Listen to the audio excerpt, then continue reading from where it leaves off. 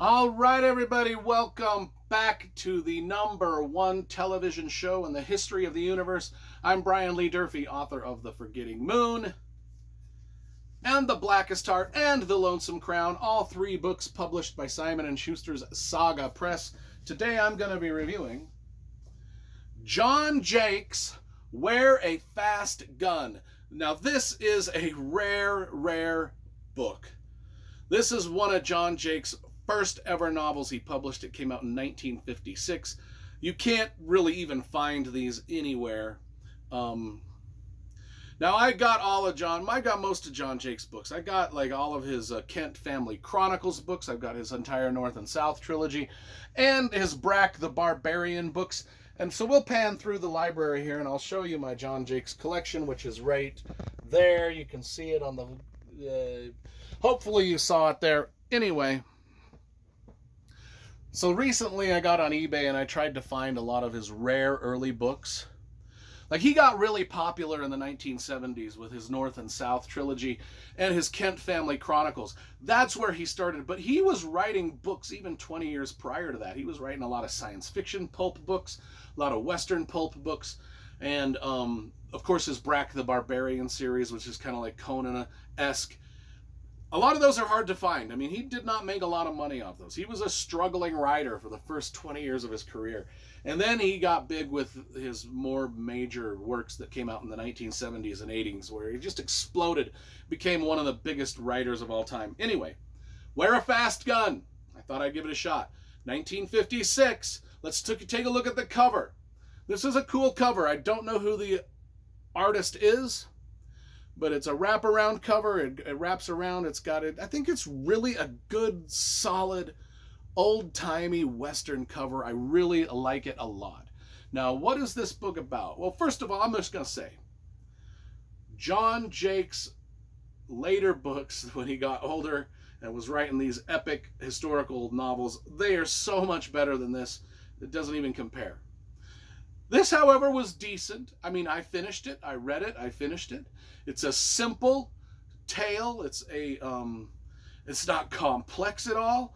It's the prose is just workmanlike. There's no, Louis L'Amour books have sort of a flair to the prose. This has got zero of that flair. It's just a straightforward Western story told in really mundane type of writing. But good to read anyway. I mean, it's about this guy named Reb Fallon. He's a proud sheriff. He's trying to tame the Wild West, and he just lives by a code of honor. Well, the thing is what happens is he's a quick draw. He's known as being a honest sheriff, a good sheriff, but he's fast with his pistols, right? And there's this thing going on, and whatever it was one thing leads to the next. He quick draws on a dude and shoots him. He kills a man. And people don't really like that he's done it. They're like, well, just because you're the police don't mean you should just kill a dude. And he's like, well, I'm the law. I am here to make things lawful and yada, yada, yada. And he's kind of got this hero-worshipping sidekick named Piney who kind of like hero worships him. And so really the only person on his side in this shooting is Piney. Everybody else is kind of like, God, what a douchebag. He shot that guy over nothing. And one of the people that kind of thinks he's a douchebag is Kate Wheeler. Now, she hates the po-po. She hates the 5-0. She hates police. She's a let's defund the police type of person, right? But she's strangely attracted to this person who she is horrified by. And, of course, so we got that love going on. And so that's one of the things going on. And we've got Luke Mitchell, who's he's kind of the bad guy. He believes he's a law unto himself. Like, he's like, I know better than the police. I know better than this sheriff, Reb Fallon. I know better than him.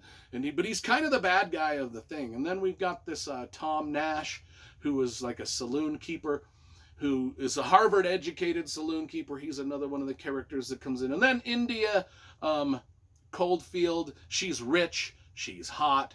She just is slowly destroying everything in her life. herself, her fortune, just with her secret desires. And all of the characters are sort of involved with each other in good ways, bad ways, romantic ways, hateful ways, everything like that. And it's told, I mean, it's a short book. I read this in like an hour. It is 182 pages. And I blew through this and was just kind of like, all right, I can see why this is a rare book, because I don't know if many people bought it or read it or even liked it.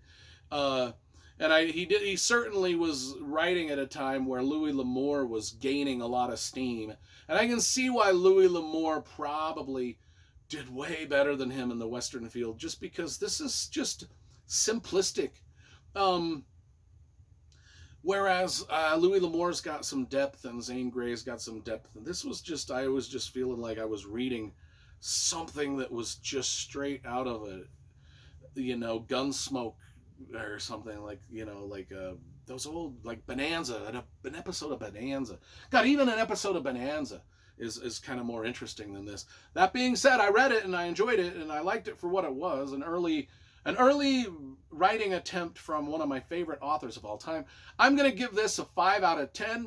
If you want to give it a shot, go ahead. I don't think anybody on the planet is ever going to be blown away by anything about this. I think the cover is probably the coolest thing about it. The cover gets a 10 from me. The book, just because I finished it, I give it a 5. If you want to give it a shot, go ahead. That's my review of it. Certainly you want to read John Jakes' Kent Family Chronicles, his North and South trilogy. There's a lot of cool stuff that Jakes has done. This is only sort of okay.